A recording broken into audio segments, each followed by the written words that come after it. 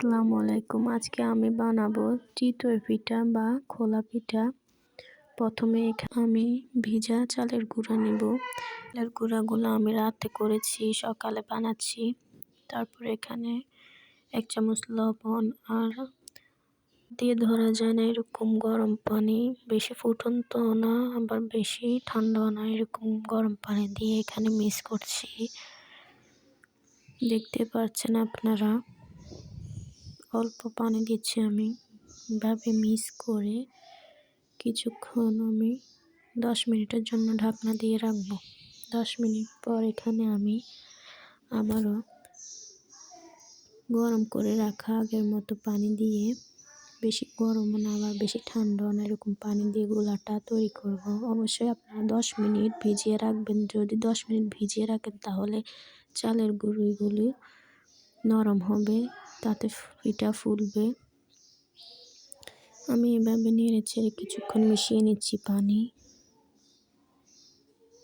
তারপর এখানে আমি চামচ দিয়ে দেখিয়ে দিচ্ছি কিরম ঘনত্বটা। এখানে আমার কাছে ঘন বেশি মনে হয়েছে, তাই আমি আর একটু ফুটন্ত গরম পানি দিয়ে দিচ্ছি। এবার যেহেতু ঠান্ডা হয়ে গেছে, ফুটন্ত গরম পানি দিয়ে নেড়ে ছেড়ে নিচ্ছি। তারপর একটা খোলা বসিয়ে নিচ্ছি। যেভাবে বানাতে সহজ হয় আপনারা সেভাবে বানাবেন। তারপর আমি দিয়ে দিচ্ছি কিছু গায়ে দিয়ে ঢাকনা দিয়ে দিচ্ছি।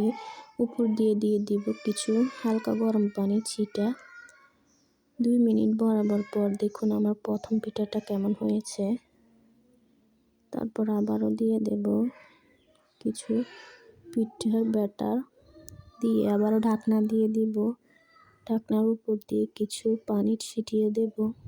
তারপর 2 মিনিট পর বরাবর দেখতে পাচ্ছেন 2 মিনিট পর মাশাআল্লাহ আমার দ্বিতীয় পিঠাটা অনেক সুন্দর হয়েছে। তারপর আপনারা এখানে চুলার আঁচটা বেশিও দিবেন না আবার কমও দিবেন না, মাঝারি আছে পিঠাটা বানাবেন, তাতে নিচে দিয়ে পুড়েও যাবে না। দেখুন কত সুন্দর আমার পিঠাগুলো হচ্ছে। আপনারা যদি চালের গুঁড়িটা শুকনো হোক আর ভিজা হোক 10 মিনিট ভিজিয়ে রাখেন কিছু পানি দিয়ে, তাহলে পিঠা অবশ্যই ফুলবে। দেখতে পাচ্ছেন কতটা সুন্দর হয়েছে। আমি এভাবে এক এক করে সবগুলো পিঠা বানিয়ে নেব।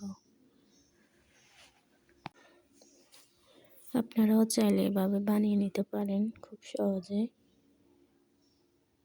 দেখতে পাচ্ছেন আপনারা একটা পিঠা উঠিয়ে খোলাটা একটু ভালোভাবে মুছে দিলে পিঠাগুলো ভালোভাবে উঠে যাবে। আমি এখানে মুছিনি, তাই একটু টাইম নিচ্ছে।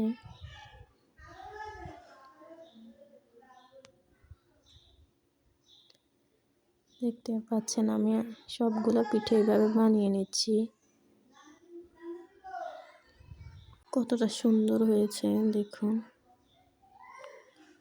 পিঠাগুলো। আপনারা এভাবে গরম ভর্তা অথবা খেজুরের গুড়ের রস দিয়ে খেতে পারেন, পরিবেশন করতে পারেন।